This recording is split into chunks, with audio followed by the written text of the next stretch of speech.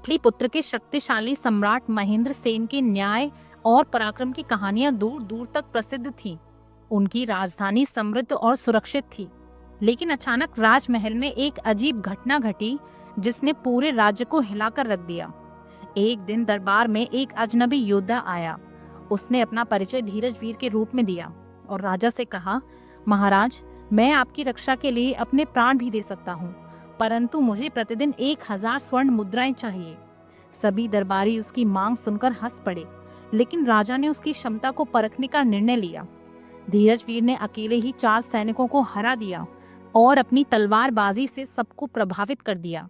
राजा ने उसे महल का मुख्य अंगरक्षक बना लिया, लेकिन उसकी असली परीक्षा अभी बाकी थी।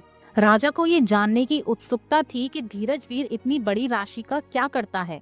उन्होंने अपने गुप्तचरों को उसके पीछे लगाया। जासूसों ने देखा कि धीरजवीर हर दिन धन को 3 भागों में बांटता था। एक भाग निर्धनों और ब्राह्मणों को देता था, दूसरा भाग सन्यासियों और अतिथियों को अर्पित करता था और शेष अपने परिवार के लिए रखता था। जब ये बात राजा को पता चली तो वे और अधिक प्रभावित हुए। एक बार आधी रात के समय राजा को किसी स्त्री के रोने की आवाज सुनाई दी। ये आवाज इतनी करुणामयी थी कि राजा का हृदय विचलित हो गया।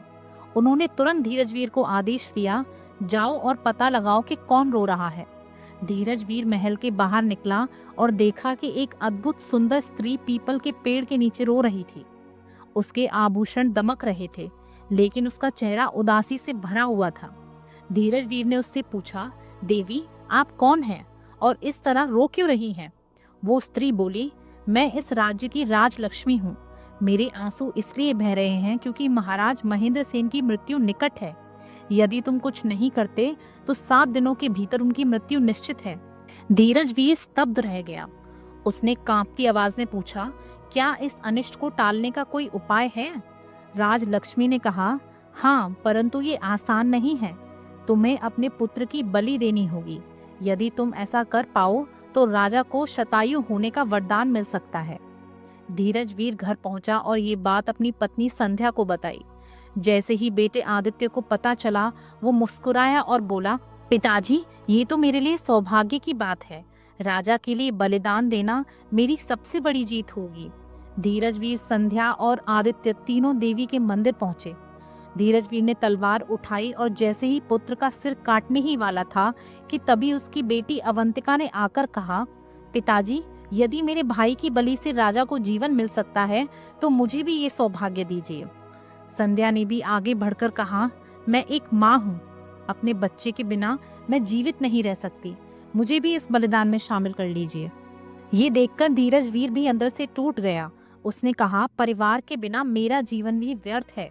एक के बाद एक पूरे परिवार ने बलिदान दे दिया। सुबह जब राजा महेंद्र सेन को ये बात पता चली तो वे दौड़े दौड़े मंदिर पहुंचे। उनके सामने धीरजवीर और उसके पूरे परिवार की लाशें पड़ी थीं। राजा का हृदय फटने लगा। उन्होंने तलवार निकाली और बोले, मैं एक राजा होकर भी अपने रक्षक का जीवन नहीं बचा सका। अब मैं भी जीवित नहीं रह सकता। जैसे ही राजा तलवार से अपना गला काटने लगे, तभी एक तेज प्रकाश फैला और एक दिव्य शक्ति प्रकट हुई। देवी ने कहा, राजन, ये केवल एक परीक्षा थी। धीरजवीर और उसका पूरा परिवार सच्चे धर्म योद्धा हैं। उनका बलिदान व्यर्थ नहीं जाएगा। ये कहकर देवी ने आशीर्वाद दिया और चमत्कारिक रूप से धीरजवीर, संध्या, आदित्य और अवंतिका को फिर से जीवित कर दिया। राजा महेंद्र सेन ने धीरजवीर को राज्य का महामंत्री बना दिया और उसके पूरे परिवार को पूरे सम्मान के साथ महल में रहने की अनुमति दी। राजा ने कहा, इस घटना ने मुझे सिखाया है कि सच्ची निष्ठा और बलिदान से बड़ा कुछ नहीं। राज्य केवल तलवार से नहीं, बल्कि सच्ची निष्ठा और त्याग से चलता है। इस कहानी से हमें सीख मिलती है कि न्यायप्रिय राजा और निष्ठावान सेवक ही राज्य की असली धरोहर होते हैं।